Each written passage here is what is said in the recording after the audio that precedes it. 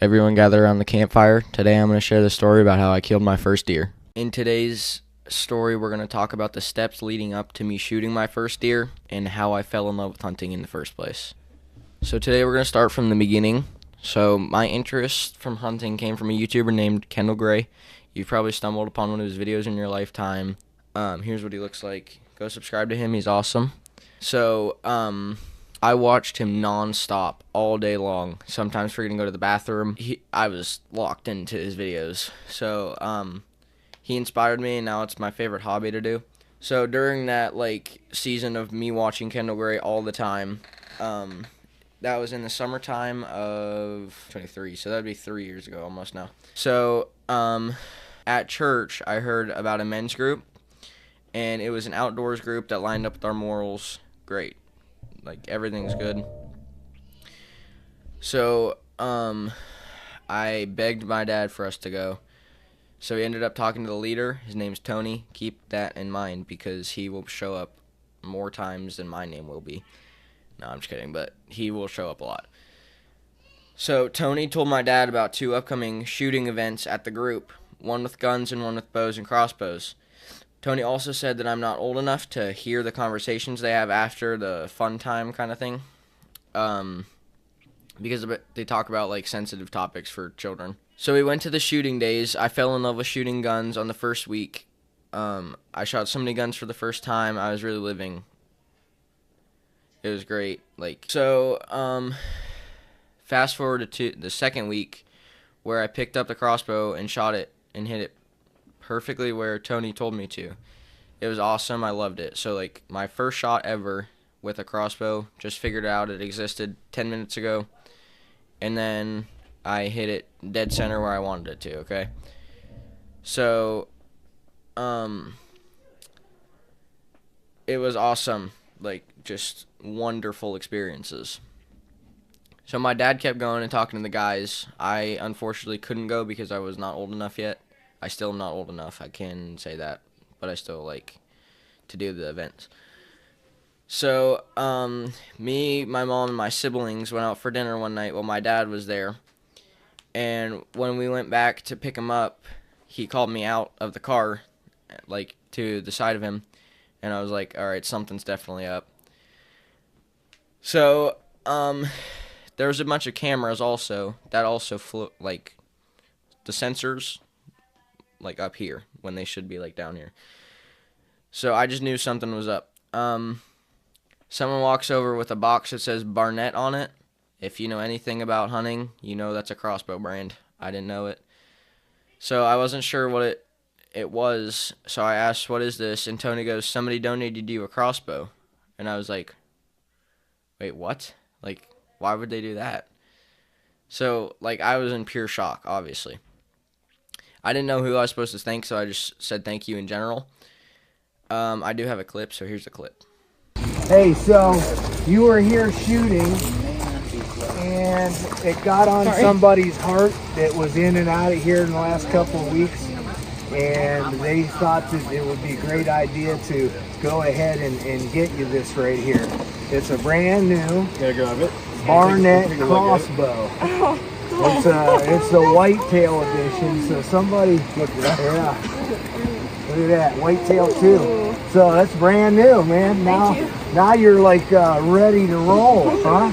All you got to do now is get it pulled out of there and do some practicing. So you get your license and you got yourself a crossbow and there you go. How about that? So what do you think, man? Hallelujah. Jimmy's going, so what do you think? Just tell him what you think. This is awesome.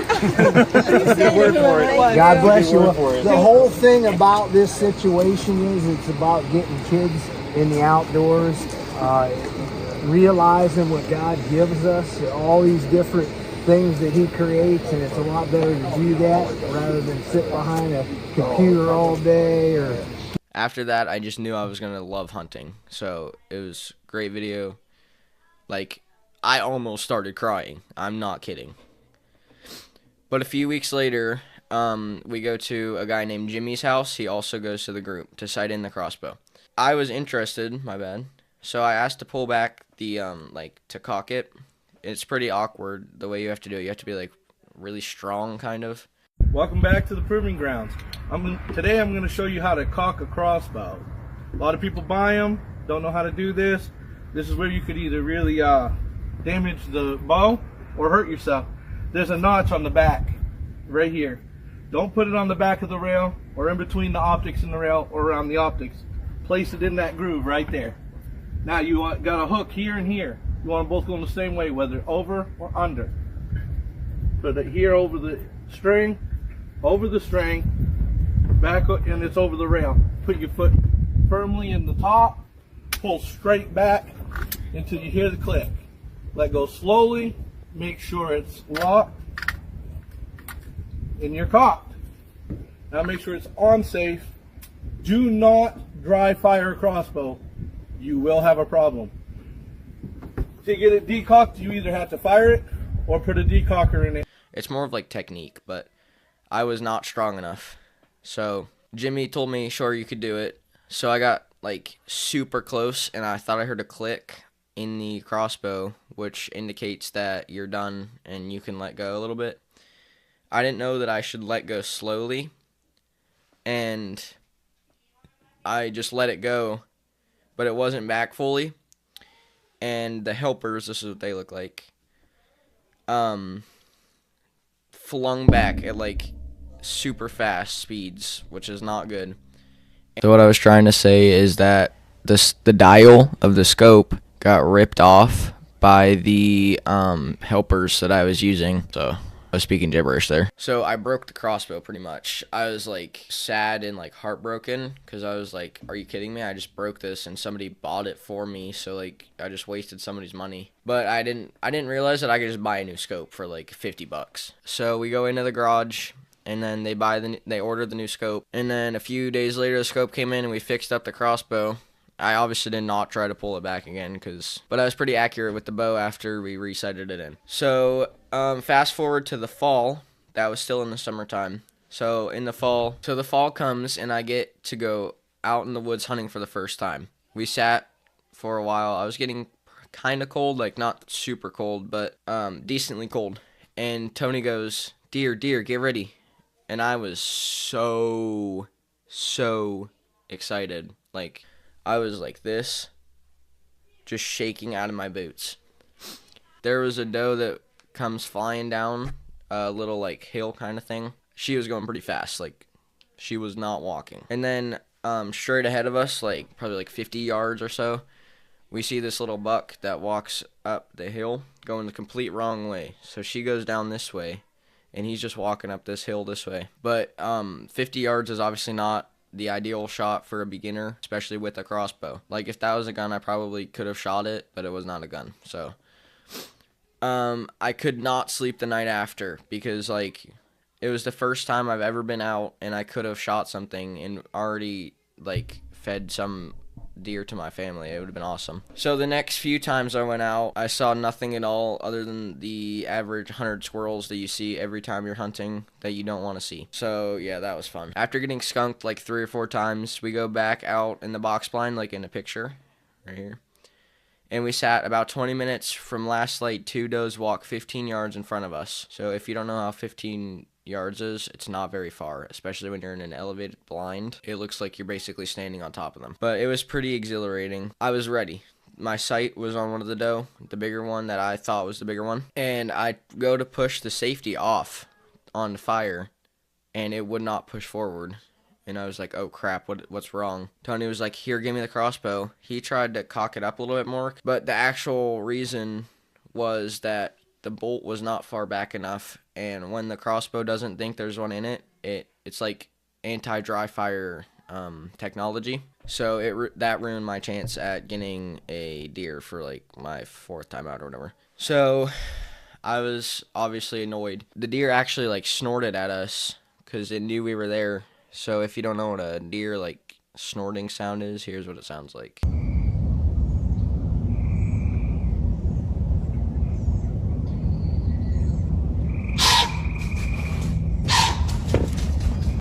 But I've never heard that sound before, so I got kind of frightened for a moment, and they ran over to the right of where we were looking at them. and that's where Tony's son-in-law was hunting at the time.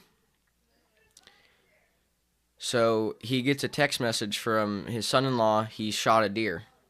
And I was like, did he just shoot the deer that I was looking at? And he, in fact, did, and he found it the next day. So I was happy for him, but I was like, that could have been my deer. But I didn't give up. So we went back shortly after that, like a few weeks after. And again, 20 minutes before last light, there was a doe 30 yards in front of us. It was just a little dark. So it was slightly distorted in my scope. If you've ever looked at in a crossbow scope, like past darkish a little bit, you'll know it's a little hard to see. The doe was in front of a tree. I misjudged the distance and actually hit the tree. So it was pretty funny. I was able to recover the bolt, but not the broadhead. The broadhead was still in that tree, in fact. So I literally had to twist off the bolt and pull it out of the tree. It was pretty cool, but obviously I wanted to shoot the deer, not the tree. I was sad again on the way home. I wondered if I was ever going to be able to get a deer. That was the last day of the season number 1. This season I was much more prepared, and I practiced a ton over the summertime. I shot probably over 50 shots, so like I was pretty good. I went out in October pre-rut and didn't see anything but a chipmunk. I was disappointed, but I knew I had the whole season under my belt and more experience this time. The week after, we had a big rain coming up, so Tony asked if I wanted to come out, and I said yes. It was still sprinkling while we were getting situated in the tree stand, and we sat there for about 20 minutes. It was like freaking 5:15, like p.m., like still broad daylight, and 2 bucks walk out from the right side of me. You're seeing left, but in real life, I pointed to the right. I'm not stupid. For you, it's this way. So they go this way. And I was like, oh crap, there's a buck right here, Tony. And he was like, what? Where? And then he goes like this and like looks slowly. And he was like, okay, get ready. And I was shaking because like I've only ever seen does that are close enough to shoot. There was the one that was closest was the one I ended up shooting in the end. He was just a 2-point, just a spike. But there was also another 4-point that was coming down this way toward toward a really big tree. He ended up sitting behind the tree the entire time. Like, he was sitting behind that tree for like 8 minutes, and I could not even see him. So I couldn't see the buck for 8 minutes, and the spike that I ended up shooting walked around a big old, it was like a wood pile. So there were just a bunch of like fallen trees and bushes and like scrubs and stuff. So he walks all the way around that to the corn pile that was like 30 yards in front of us. Once that spike got to the corn pile, Tony asked which one I was going to try to shoot. He asked if I should wait out the 4-point or actually just end up shooting the spike in front of us. Perfect shot. So I said I like my chances with the spike, so let's go for that one. Tony had told me to wait for him to go broadside because that's a good shot. I waited for like 30 seconds just in my scope, just breathing nice and slowly. And he turned to the side like just a little bit, and in my scope I could see he was pretty broadside to me. I saw his shoulder and put the line right behind it. I let it fly and heard the punch sound like this. He also kicked like he'd been hit. We got to the pile and I got my bolt. There was gut blood. So it was a hit, but it wasn't a great one from the blood type on the bolt. Tony said it's going to die, but it might take a while. So we headed home to eat some dinner. I texted everyone. I was so excited. I'm not even kidding. Like, everybody that knew I would go hunting in my phone, I texted them. It was great. So I also had a GoPro attached to my crossbow. So when we finished up eating dinner, we reviewed the footage, and we realized it was quartering toward me. So here's what a quartering toward shot looks like. That means it could have hit the lungs or heart and just exited out of the gut. Best case scenario. This gave me and Tony some hope. We waited a little bit. I shot the deer at 5:03 p.m. and then we went to look for it around 8:30 p.m. So we get to the stand where I shot it, and we walk in the direction it ran. We found blood, and it was good colored blood. This is the average blood type that you want your deer to be pouring out. So that means it'd be lung or heart blood. So we kept following the blood, and I scanned ahead with my light, and I saw it and pointed to it. And he told me to walk over, and he said if the eyes are open, it means it's dead. So I looked at its eyes, and they were open. I finally did it. The gutting process had me a little bit queasy, but I did better than I thought, being that I could not handle a ton of blood. So, like, before this moment, like, it made me kind of, like, pass out a little bit. So it was a really cool experience to be a part of. Here's the bloopers. Don't be mad, but there's only like 3 of them. My bad. Well, we're going to start from the beginning. My interest in humming. My interest in humming. 3, 2, 1. Today we're going to start from the beginning of where I got my passion from hunting. So my interest from hunting. I just said the same thing in 2 different ways, brother. I hope you enjoyed the bloopers, so here's what I learned. This is what I learned from my experiences hunting my first 2 seasons. So the last 15 minutes of daylight are prime time for deer. Number 2 is going hunting after rain, not during rain. The deer tend to move a little bit more after the rain comes, just so they can eat because they fast when it's raining. They tend to bed down when it's raining. If you can't handle blood, I recommend somebody come with you who knows how to gut a deer if you do end up shooting one. It's just like very graphic, and I almost threw up. Also, dress in layers. If not, you're going to freeze. You can take off layers if you're hot. That's very important because you do not want to get hypothermia. Patience is super important while you're hunting because you can't make the deer come to you. Like, you gotta wait for them to do their thing. Also, don't make sudden movements. Deer have very good eyesight, and they see you before you see them 95% of the time. Another thing, wind is important. You always want the wind to be in your face, because if you're hunting the wind blowing on your back, that means you're hunting, and where you think the deer will be coming from will smell you before you even get a chance of seeing them. My bad. Hunting elevated stands lets you see more, but you're more seeable. Unless you have a box blind, that makes you a little bit more covered. But like if you're just hunting in a tree stand, you're pretty seeable. Know the weather. If it's too cold, the deer are going to be bedded, conserving their energy.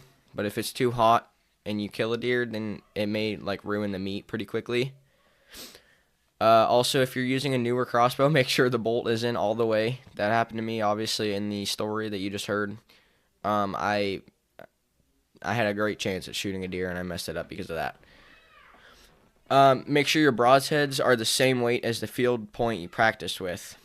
If you have a heavier broadhead than a practice tip, that means you're going to drop a lot more than what you practiced with. So that's going to throw off your shot a little bit. If you're going to hunt in the morning, make sure you do something to give you energy or you will fall asleep. It's happened to me. So also know your equipment. If you don't know the line, like in a bow especially, if you don't know what line is to what distance, you're going to miss. You really need to know that and practice up.